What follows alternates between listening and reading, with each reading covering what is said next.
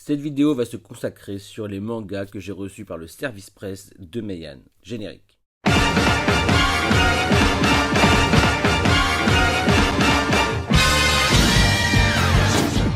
Et on commence avec le tome 1 de The Breaker Ultimate.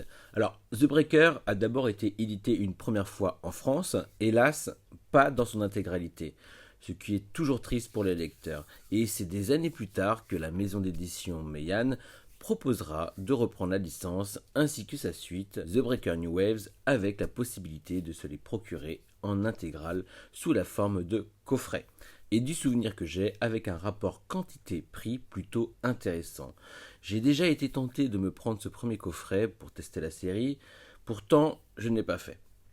Le manga de baston est un genre que j'affectionne particulièrement, mais je suis aussi très regardant dessus. Et dans les faits, je suis passé à côté de cette licence. Et pourtant, du manhwa, j'en ai consommé lors de leur première percée en France, avec des titres comme Shunchu, Yongbi, Priest, High School et Benya du même auteur. D'ailleurs, que des titres que j'avais bien appréciés pour le coup. Puis je ne sais pas, le délire manhwa m'a passé. Alors, lorsque Meian a annoncé cette version Ultimate, cela m'a donné de nouveau envie de m'intéresser à la licence sans avoir à investir dans 10 tomes d'un coup. Voilà, je comptais me prendre le premier tome pour me faire une idée du titre, puis la collaboration avec Meian s'est présentée, donc j'ai sauté sur l'occasion pour me le procurer. D'autant que le format amélioré, dit Ultimate, fait penser à une Deluxe, et ça correspond tout à fait à l'esthétisme de ma mangatech. Mais alors, ma lecture, qu'est-ce que j'en ai pensé? Parce que pour vous, c'est ça le plus important. Mais je vais tout de même vous faire un petit topo avant.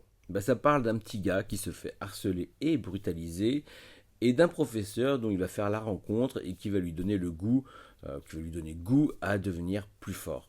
Ce qu'on apprend, c'est que le professeur n'est pas n'importe qui et qu'il fait partie d'une organisation secrète. Donc, on suit un élève prêt à prendre le taureau par les cornes pour apprendre d'un homme mystérieux qui entre-temps se retrouve mêlé à des combats hors du commun. Et ce premier tome m'a plu au point que j'ai lu ça trop vite et que je suis curieux de lire la suite. J'ai envie de voir l'évolution du jeune héros maintenant qu'ils ont cheaté ses chakras. Non, sérieux, il va casser des bouches, il va y avoir du cassage de bouche façon la baston appelle la baston, et on devine qu'il finira par épauler son maître contre l'adversité des autres organisations secrètes. Au niveau du graphisme, c'est propre, j'ai envie de dire à la coréenne, même si ça ne veut rien dire en soi. C'est efficace et c'est un peu le maître mot que j'ai quand je repense à ma lecture. Niveau baston, il y a le côté réaliste avec l'élève qui part de moins de 0 et qui donne un côté un peu furieux pour que vous visualisez bien le genre. Bien que pour l'instant il se fait martyriser. Alors évidemment ça ne va pas durer, il a déjà commencé à se rebeller, en tout cas on le devine. Et de l'autre côté, toujours au niveau baston, mais avec l'histoire des sociétés secrètes, c'est totalement surréaliste avec des actions qui défient toutes les limites, un peu à la Kenichi, du moins du peu que j'en ai lu aujourd'hui. Dans tous les cas, ce tome 1, qui réunit donc 2 tomes, nous laisse pour me donner envie de lire la suite. En numérique, je lui aurais donné la note de 16 sur 20, mais dans ce format-là, en mode Ultimate, je lui donne la note de 17. Mais c'est aussi parce que je kiffe trop la baston et les beaux objets. Et donc j'ai lu le tome 1 et 2 de Shigurui. Alors j'attendais avec impatience d'avoir ces tomes entre les mains, surtout depuis ma dernière vidéo sur cette licence où je parle des coulisses de sa réédition. Donc si vous n'avez pas encore eu l'occasion de la voir, n'hésitez pas, on y apprend pas mal de petits détails que vous pourriez trouver très intéressants. Et je vous le dis, j'adore les couvertures, d'autant plus lorsqu'on sait le boulot qui a été fourni pour arriver à ce résultat. J'étais préparé à une lecture coup de poing. Voilà, assez gore et détaillé, mais pas une atmosphère aussi oppressante et exotique. Voilà. Au scénario, le manga adapte le roman de Norio Nanjo, l'auteur de Le tournoi du château de Sugura. Alors, il est fort probable que le style graphique puisse en décontenancer plus d'un, mais de mon côté, je l'adore. Alors, je lui trouve même un style qui me rappelle celui de Baki. Que ce soit dans le traitement des corps, des musculatures, mais aussi des faciès qui, selon les événements, deviennent ultra détaillés, à la limite du grotesque en fait, dans son ultra réalisme. C'est un peu bizarre. J'ai rarement ressenti autant de tension lors de mes lectures. Si vous aimez le samouraï, vous ne posez même pas la question. Les personnages sont dingues, on commence le récit avec le premier combat au sabre du tournoi où l'on découvre un samouraï manchot contre un boiteux aveugle. mais dont l'aura et la posture inédite que proposent ces deux combattants ne laissent pas de place au doute quant aux compétences de chacun. Il aura suffi de poser mes yeux sur eux pour me convaincre de la magie de ce titre. Mais le combat ne débute pas, et très vite nous partons en flashback pour comprendre qu'une grande rivalité existe entre ces deux samouraïs, et je vous laisserai le plaisir de découvrir comment l'un va perdre son bras tandis que l'autre va perdre la vue afin de se retrouver de nouveau l'un face à l'autre. Je vous épargne les combats où chaque blessure ont des conséquences irréversibles, avec des bottes secrètes assez surprenantes, mais qu'ils essaient de ancrer dans le réalisme. On est dans un récit romancé mais ultra documenté car l'auteur est connu pour ses travaux d'historien spécialisés dans les samouraïs et ça se voit, que ce soit dans les techniques au sabre, les tortures ou autres, on en apprend beaucoup de cette période féodale. Mais quand je vous disais qu'il y avait quelques éléments qui me faisaient penser à Baki, c'était peu dire. Je crois que le personnage qui m'a le plus marqué est le vieux maître, à moitié dégénéré par son âge avancé. Il est totalement barjot, enfin il est totalement fou en fait, au point paradoxalement de redouter ces moments de lucidité. Il est dangereux au point de rendre Yujiro Hanma, donc le père de Baki, presque sympathique. Voilà. Imaginez Yujiro, donc l'homme connu comme le plus fort du monde, croisé avec l'ancêtre dégénéré, là, le chef de famille de la série Gannibal. D'ailleurs, je suis en mode VRP, sauter sur Gannibal si ce n'est pas encore déjà fait. Ambiance noire, dans un village de montagne qui se révélera bien oppressant avec des villageois cachant bien leur jeu et un héros qui va se révéler bien badass. Enfin voilà, je vous en dis pas plus, mis à part qu'à la fin du tome 4 de Shigurui, j'étais en sang. J'ai mal vécu de ne pas avoir le tome 3 derrière. Alors, cette série proposera 10 tomes et le quatrième doit être sorti le jour où je tourne cette vidéo. Et quelle couverture ce tome 4, d'autant plus que celle-ci est totalement inédite, exclusive à cette édition française. Alors, avec Eden, réédité chez Panini, Shigurui fait partie de mes meilleures lectures de cette année 2021 et je n'arrive toujours pas à comprendre comment j'ai fait pour passer à côté de ces deux licences à l'époque. Et qualité-prix, on est vraiment gâté, que ce soit pour l'un et l'autre. Là où Eden propose 2 tomes en 1, Shigurui propose 1 tome et demi. Voilà, c'est-à-dire autour de 300 pages pour moins de 10 euros. Après, j'en parlais lors de ma vidéo consacrée à cette réédition, comme quoi l'impression était de qualité moyenne, et qu'elle sera de haute qualité à partir du tome 5, ce qui correspond aussi à la partie encore inédite pour ceux qui ont déjà maté l'animé. D'ailleurs, on m'a soufflé à l'oreille il y a peu que c'est plus précisément au chapitre 27, ce fameux tome 4, et c'est pour ceux qui sont vraiment intéressés, que nous allons pouvoir profiter d'une haute résolution d'impression. Non mais sérieux, j'ai hâte de comparer parce que moi, ça ne m'a absolument pas choqué. Voilà, j'ai des collègues du Discord qui m'ont confirmé que l'impression était moyenne, que les noirs viraient au gris. Mais moi, perso, je suis rassuré de savoir que je ne suis pas le seul à n'avoir rien capté. Voilà. Bon, mais voilà, tout est dit. Donc voilà, pour les plus curieux, on pourrait comparer entre le chapitre 26 et 27. Dans tous les cas, je donne la note, mais facile, de 19 sur 20 pour cette licence, car elle m'a subjugué et elle est loin de m'avoir laissé indifférent. J'ai également lu les tomes 1 à 5 de Les 7 Ninjas des Fous. Alors, fort heureusement, pour pallier à mon manque à la fin du tome 2 de Shigurui, j'ai pu commencer la lecture d'une autre œuvre du mangaka Takayuki Yamaguchi. Donc les 7 ninjas des fous. Alors, je ne vais pas vous mentir, ce premier tome m'a totalement décontenancé. Je ne m'attendais pas à ce que ça aille aussi vite. Voilà, à ce que le graphisme soit surchargé de détails. J'ai d'abord eu du mal à croire que cela vienne du même mangaka. Puis, ma lecture s'adapte au rythme et au dessin.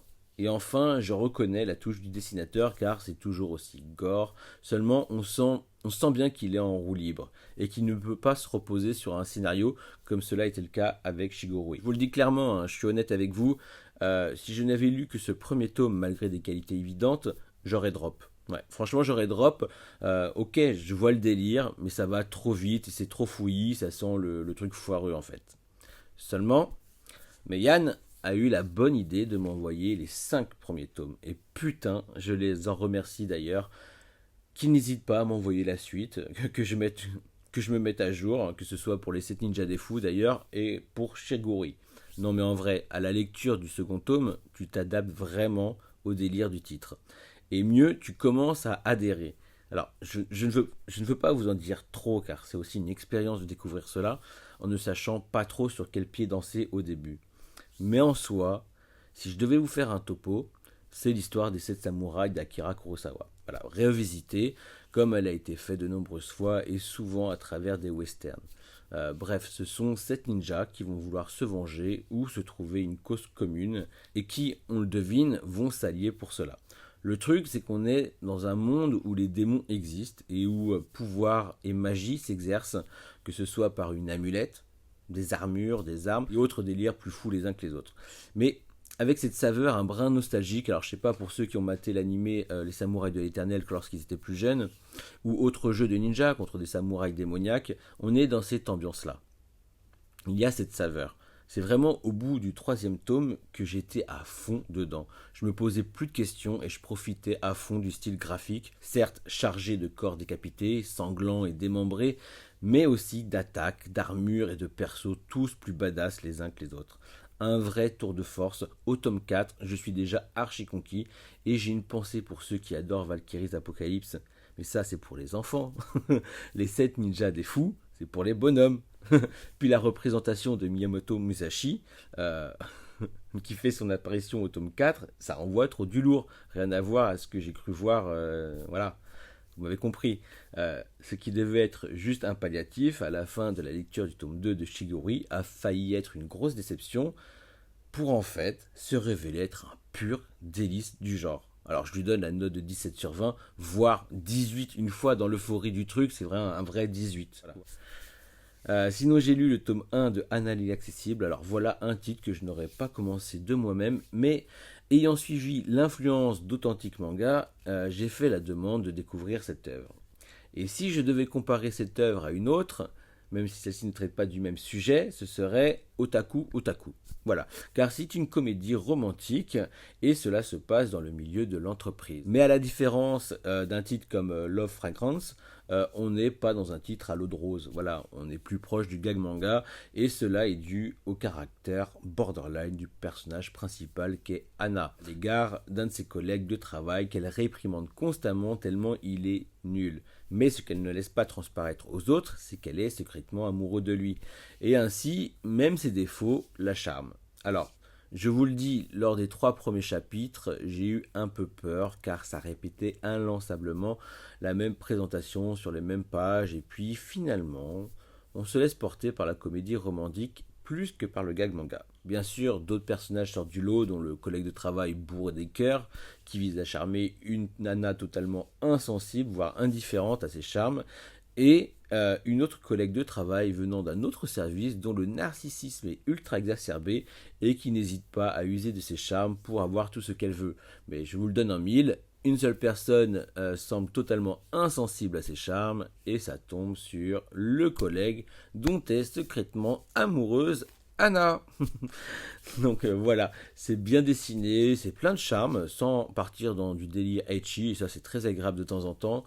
C'est très sympa à lire, d'autant plus que si on aime le genre comédie romantique pour puceau travaillant en entreprise, bah c'est parfait. Je lui donne la note de 15 sur 20. Après, faut voir l'évolution, car l'air de rien, l'histoire avance à petits pas, mais pas à pas. J'ai également lu le tome 1 et 2 de Escale à Yokohama, alors ce titre jouit d'une certaine réputation, on m'a conseillé de m'y intéresser et je ne le regrette pas parce que c'est un titre plein de charme. Alors on oublie l'action bien badass de mes premières lectures pour finalement se poser et profiter de cette ambiance chill. Voilà, on est vraiment en plein dedans. On suit la perso principale dans une ambiance plus SF qu'elle n'y paraît d'abord. Les contacts et relations entre les personnages sont pleins de charme. Je comprends que ce titre soit une référence du genre. Clairement, si vous aimez Arya et Yotsuba, bah voilà, vous avez un petit mix. N'hésitez pas une seconde, vous ne serez que les bienvenus à cette escale à Yokohama. De mon côté, c'est moins mon délire, bien que j'ai aimé ma lecture. N'étant pas plus curieux que ça de lire la suite, je resterai sur un 15 sur 20. Alors, j'ai également lu le tome 1 à 5 de Balzar. C'est peut-être le titre dont je craignais le plus la déception, car ce n'est pas 2 tomes qu'on m'a envoyé, mais bien 5 tomes. Alors, si ça ne matche pas, la lecture, bah, elle risque de devenir une vraie torture. Mais cette licence jouit aussi d'une certaine réputation, certes récente, mais pas mal de lecteurs sont tombés sous le charme de ce héros blondinet et des stratégies de guerre dont fait preuve ce titre. Alors, je vous ferai bien un speech, mais je vous avoue que c'est un peu casse-gueule. Donc, en gros, c'est un militaire d'un grand empire qui part former et faire profiter son expérience à un pays voisin. Enfin, on lui a ordonné de le faire, afin que celui-ci soit prêt à les rejoindre lors d'une future conquête. Voilà, ils les veulent comme alliés. Le truc, c'est que cette principauté est à la rue, en termes de modernité, que ce soit son arsenal ou même ses tactiques de guerre. Et ce qu'on comprendra très vite, c'est que la politique a un grand rôle, mais vraiment un grand rôle à jouer dans ce manga. Car d'autres forces veulent aussi que cette principauté rejoigne leur force ou leur coalition, je ne sais pas comment le dire. Stratégiquement, ce petit pays est un point fondamental pour la conquête des autres empires.